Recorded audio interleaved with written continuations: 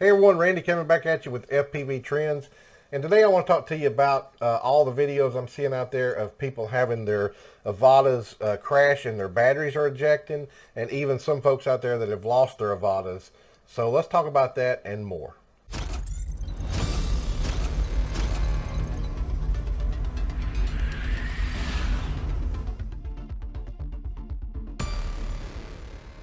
So if you're like me, you're watching a lot of videos out there on YouTube about the Avata and maybe even FPV in general. And because I love seeing what other people are doing and learning from them as well. One of the things I'm seeing from several people is that they're crashing their Avatas, and I've got to say that these things are very durable. I've even hit mine into a tree head on at the 30 miles an hour, and all it did was hit the tree. It kind of bounced forward and it bounced back, and it just kind of sat there and hovered. And really, there's not even any marks on it. But what I'm seeing is that people that are crashing them are sometimes having the batteries ejected. Now, I'm not sure how that's happening because they seem pretty snug to me in there, but nonetheless, they are ejecting. And a couple of them, I think, have just come unplugged. Maybe just from brute force, it's caused it to come unplugged as it hit down or whatever. But that being said, I've also seen a couple of videos where people have actually lost their Avatas. Now, keep in mind that the Avata does have a beeper on it, just like all drones do, or most drones do. If it goes down and you're nearby or whatever, or walking up to it, you can hit in the headset a tone, and it will actually beep so you can help find your Avata. But the caveat to that is that the people's batteries are coming dislodged. They're coming disconnected, so there is no beeper. And even if the battery stays connected, the Avata seems to overheat fairly quickly. And so if you're not to it within just a few minutes, it's probably going into shutdown mode, and the beeper will not work.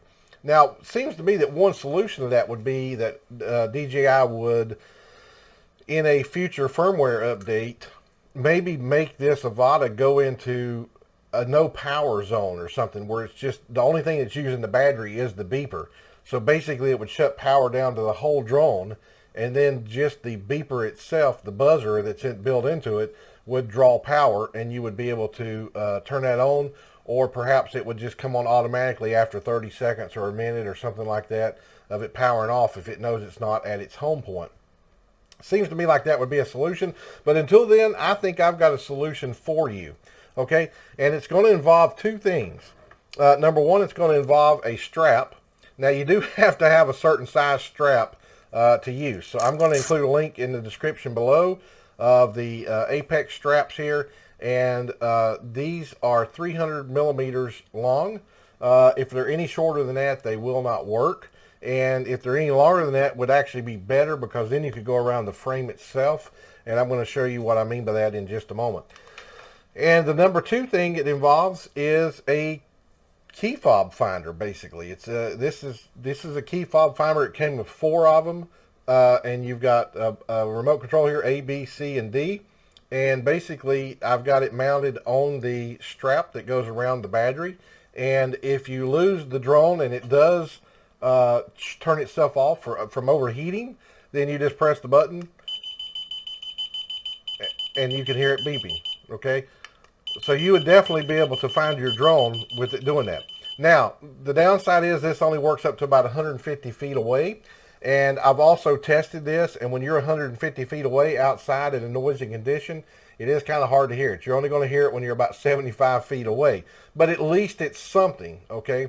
So as you're walking around a field or around the rocks or around something like that you've crashed in, you just keep pressing the button until eventually it's going to be in range of it, and it's going to start beeping, and hopefully you'll hear that, and you'll be able to start walking towards your drone and not lose your Avata. So I'm going to leave a link in the description of this as well. This wasn't that expensive, and surprisingly enough, it wasn't expensive at all. And I'm going to show you now how I connect it to my drone and how I connect it to the battery and make sure that it's all on there. So let's go to that video clip. I'm going to do a little voiceover on that video clip just to show you what I did to make it work. Okay, so as you can see here, I've got the strap, and I'm just showing you the strap here. And now what we're going to do is we're going to put this inside the drone but not around the whole frame. Okay, so if you got a longer strap than 300 millimeters, it can go around the frame part. But right now we're going to put it around the part that holds the GPS part, not around the frame. But it might be a little better if it goes around the frame. But again, I'm putting it through where the GPS stand is, and that's going to hold the battery in place there. Now, as you can see here, I'm pulling it on through there, and then what will happen is we're able to put the battery in, and it will wrap around the battery. Now, one of the things you want to do is before you wrap it around the battery, you want to go ahead and plug the battery in, and you want to go ahead and turn the battery on. Now, I was having a hard time here trying to do that all with just my hands. I had a camera in my face, and I couldn't get it set right. But as you can see here, I didn't finish plugging it in. But what you want to do is you want to make sure the buckle of the strap is over on the side of the battery. You can see how I'm pulling it over there, and then you're just going to pull it taut. Okay, you don't want to pull it too tight because again, you're pulling against that GPS holder. But you just kind of pull it taut, and that should hold it in place. Now you can see here now why I said you want to turn the battery on and have it plugged in before you put the strap on, because it's harder to get to.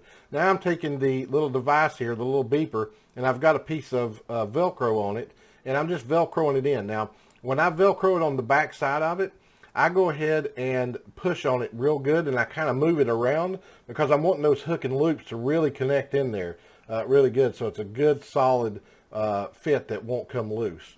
And then from there you can see how it's on the drone, and it's not going to go anywhere, and it's not going to let your battery come out, and you've got the beeper to be able to beep it in case your drone goes down. So there you have it. You know, putting it on the drone like that, maybe this is a solution for you. Now I can tell you that one thing that my son asked me was, he said, what does it do for the center of balance? Well, if you're using this strap and this particular beeper system, this is adding 16 grams to the whole weight of the drone. This right here was 10 grams, and the strap is 6 grams. And so you are adding 10 grams to the back. And so, you know, it may throw the center of balance off just a fraction, but I don't think it's much. And I've already flown with it several times on the back. And it just does not affect the flying at all. I mean, it's just, I can't even tell it's on there. But if that is something that worries you, I do have a solution for that as well. You could put the strap through, and once the strap is through, then, and it's on this side, around the side, you could take another strap and make a little loop like this, and put it over here, and then make a loop on this side and put it on this side. So you're basically wrapping it around the strap that's coming this way, and you're wrapping it around the top. And then you could mount this on the strap on the top. So you could actually have it right here. Now the only reason I don't like this is because it's kind of going over top of the GPS. And we don't really want to disturb that GPS at all. I mean, you could pull it on back here a little bit so it doesn't disturb the GPS. You could even mount this on the battery itself, the little pager.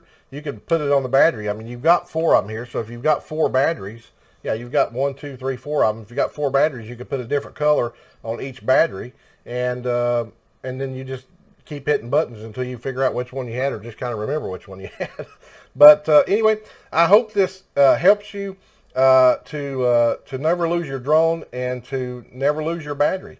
The worst thing that could happen is this right here comes off during a crash, and so the beeper's off over here somewhere, and the drone's off over here somewhere.